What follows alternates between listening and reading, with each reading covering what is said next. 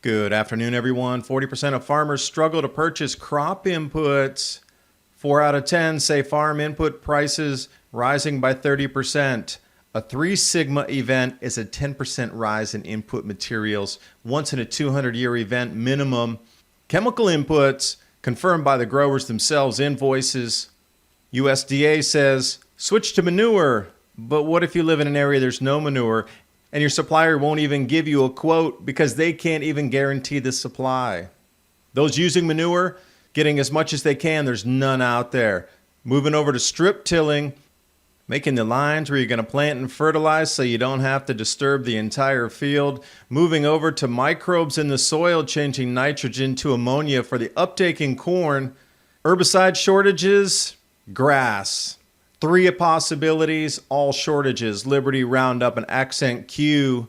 Lower corn yields per acre when the grass stays, and you'll understand why we're at the end of the era of cheap meat and cheap food. You might want to consider starting to grow some of your own immediately.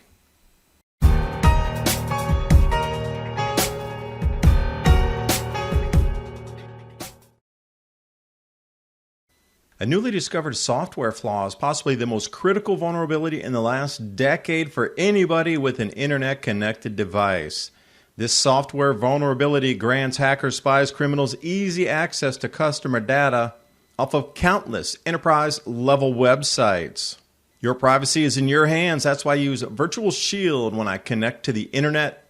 It helps protect my online data from my mobile carrier, internet service provider, and data mining companies. You can head over to virtualshield.com, and in the download tab, I'm going to choose Firefox. And click Install Now to add the Virtual Shield add-on. It's just that easy. And get started with your free 30-day trial. Install it, click Connect. You'll see the shield turn from red to green.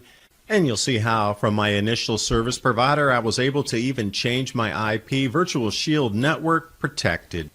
I've partnered with Virtual Shield to give the Adapt 2030 audience 50% off for life and a free 30-day trial of Virtual Shield's VPN. Go to virtualshield.com/adapt2030 or click on the link in the description box below to start your free trial today. And now on with the video. And the information keeps pouring in, just like yesterday's video talking about the herbicide shortages. A lot of numbers coming in this week. 40% of farmers struggle to purchase crop inputs. This should be an international news headline, page 1, but you don't want to spook the populace. Their food's going to double in price by the end of the year. Fertilizer, number 1. And digging a bit further into these types of articles off Successful Farmer and AgWeb both, some very specific numbers looking here. Fertilizer, 31% difficulty to acquire. Herbicides, nearly the same at 28%.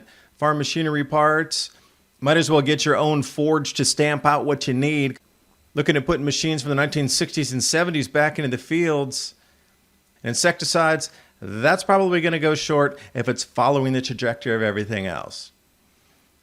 The farm input prices are going to be rising about 30%. And as I was reading in Zero Hedge, a 3 sigma event is a 10% rise in prices. So put that in perspective. A 3 sigma event is a once in a 200-year event. This is orders of magnitude above that. 6 sigma easily at a 30% rise, and it's going to increase from here. We're talking once in at least a 400-year grand solar minimum cycle of time, and these percentages rising in the inavailabilities. This truly is a historic event unfolding here, and it affects everybody who eats. And wherever you look across the news headlines, at least in the ag areas, experiencing difficulties purchasing crop inputs. We're going to break down the herbicides, insecticides, fertilizer, and farm machinery parts, difficulties in getting those. That matches right up with the percentages coming off Successful Farmer. Now here's the thing with the herbicides that I did this look into how the USDA is trying to coax farmers to move over from Roundup and glyphosate into Group 2, Group 4, and Group 27 herbicides. Problem is, those are for broadleaf, which are those weeds that come up that have the really big leaves. This is grass, completely different. Grass is grass, broadleaf is broadleaf. There's only a few products out in the entire market that can take care of grass. And grasses are stubborn. Have you ever gotten crabgrass in your lawn? Stubborn. Seagrass is more stubborn. Monkey grass, nearly impossible to eradicate. Same in the fields. It's going to compete with the nutrients that are in there. You're looking at lower yields. So we got Liberty, Roundup, and Accent Q. That's it for the grasses, and they're all in short supply. So a lot of farmers are going to be switching away from corn. But if then I go to soybeans, it's also a high fertilizer input. And I was sent this video here titled Shoveling Out the New Bins. This is the Corn Star. And they showed the invoices for chemical inputs, not fertilizer, just chemical, for their farm for 2021 above $86,000. Below 2022, approximate 171. Doubling, that's just for the chemical, not for the fertilizer, not for the fuel. And jumping over to Successful Farmer, there's a whole expose on what farmers are doing to overcome the high fertilizer prices. And again, USDA recommending use manure. Well, 95% of the manure was already accounted for. And everybody here in the Southeast U.S. is using as much poultry or swine manure / litter as they can get. So there's really not any extra out there for most people. If you don't have a registered farm, you're not going to get any of this even for your own garden. You're going to pay something like 5, 7, 10x over in your Home Depot for the same thing.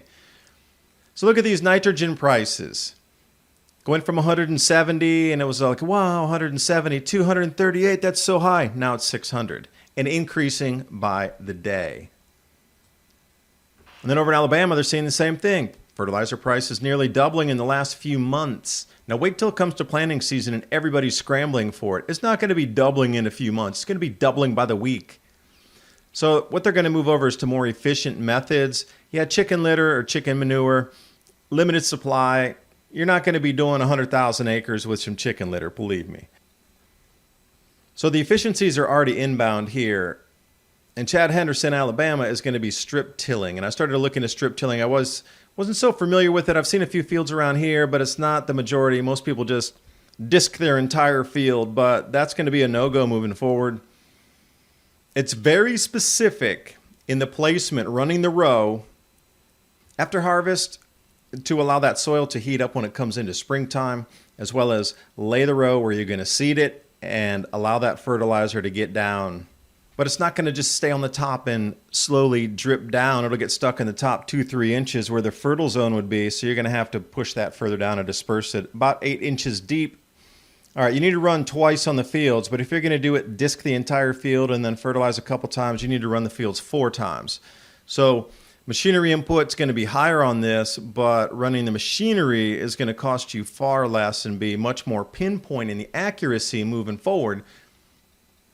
What it's all going to come down to accuracy. And these improvements in ag on how you deliver that seed and the fertilizer and the herbicides onto that field to get the highest yield you can, that's where it's moving. Whoever wins that game wins the future. Who controls food controls the planet. Seriously, that's where it goes to. You don't eat, you die. And still over in Arkansas, price of urea, 400 to 1,000. And that's going to increase by planting season. And then potash as well, 300 up to 800. And that's going to increase too. And then you look over at Kazakhstan, and those are some major producers of potash as well and different inputs into farming. Well, that's short, and that's going to have a real difficult time smoothing itself out. So there'll be shortages in Asia, and the Asian market will look elsewhere, and they're already short everywhere else around the planet. So you're just piling problem upon problem as we move forward here into this planting season. So you might see these words interchange. So if you do come across them in the news, manure is also termed as litter, or you can see litter termed as manure. So if you see that in a business headline moving through, you'll understand what that means. And also, efficiencies of fertilizer going in the soil one time. What about building soils? Now, we should have been doing this a long time ago, like our great-grandparents did. Build the soil. I mean, most home gardeners, they're building the soil. They don't need that much fertilizers in their gardens comparatively what you need to run 100,000 acres of corn that's dead soil for the last 50 years that the only nutrition going into it is the fertilizer. Why don't we use microbes to build the soil. And this is another gain. This is where farmers are looking at. And the reason I say that is because I think this is a great idea and it is the future. If you're able to reduce the amount of fertilizer input by putting something into the soil that's going to grow the soil, so hopefully the following years, plural, it'll have a base of microbial activity in there, taking the nitrogen and turning it into ammonia directly for fertilization and the root structure of the corn to grow. Now use this for 10 or 15 years in the fields. Then what kind of soil have you built? Disperse the same way as you would through strip tilling. It's just you're adding a different microbial soil enhancer into that. The Pivot BioProven 40 says it increases about 5 bushel per acre. But the interesting thing is, with the grasses growing between the rows in the corn, without the proper herbicides, they're looking at a reduction of 5 to 7 bushels per acre. So it seems like there could be some balance between microbial activity if there's a lack of herbicides out there. We shall see, but in these first years of playing chemistry set out in the fields to try to get this at some equilibrium, we are looking at gargantuan crop losses. This grand solar minimum increase with the intensifying shifting jet streams and cloud cells, weakening magnetic field on our planet. Along with all of these things, it is the dovetail of dovetails into rising food prices, civil unrest, and really the tearing of the threads of the fabric of society. You knew this was changing, the Great Reset, change of an age, moving into Aquarius, whether you believe in the astrology or not. But these shifts of ages through antiquity are massive for government, economy, and civilization. Has been, always will be, and all these things are happening right now. I just can't believe it's all coincidental. Now, what if you're up in South Dakota and they don't have huge chicken farms like they do down in Georgia? But if you're only going to be running with cow manure and there's not that much out there, no sizable supply to be had, and then your retailer / vendor can't even give you a price quote because they can't even guarantee they can get the product, where does it leave people in South Dakota? Really in a bind is what it leaves them. Southeast U.S., there's a little bit of hope. Areas like South Dakota, not so much. They're stuck between a rock and a hard place, really. No secondary backup to go to, and their primary source of nutrition for the plants may or may not be there. So when you look at these stories off Zero Hedge, era of cheap meat is over. I mean, I just pulled out the bullet points of the article here. Increase of 20% in 1 year. It's higher than that and shall continue to go higher. Price of gasoline is going to continue to go up. They're looking at $120 per barrel oil. Well, what's that going to do for ag diesel or diesel to be used out on the farm to plant and harvest your crops, to get food in your belly? The Americans haven't been this negative about the economy in a super long time. And the greed we're witnessing right now is absolutely breathtaking. It is stunning how upside down the entire planet's become. And until this works itself out, if you're unable to grow food, you still need to eat. You might want to consider emergency storable foods, 25 years shelf life, the 3-month emergency food supply, My Patriot Supply, and Adapt 2030 teaming up. That link's in the description box below. What you really need to do is learn how to start a garden immediately. Learn how to do microgreens right now. You can do those in your home. Get a grow light, put out some trays, learn how to do some microgreens to keep fresh greens coming in during the winter. This is coming really fast, and it's going to hit in the planting season, and it's going to be nothing but news stories about shortages for the inputs coming in. Just an early warning. You got about 2 months. The world is about to be upset with food pricing, and once the panic ensues, the stores are going to be stripped. You might want to just get a little more food in your home, protect your families a little more. Whether you get the emergency food supply or you go out to Costco and you start buying things in bulk, whatever you do, you need more food, but that's going to run out at some point. You're going to have to replenish that. So you might want to learn how to grow food because your stocks will run out eventually. And then that skill set is something that can be shared amongst the community, and more people can do more work.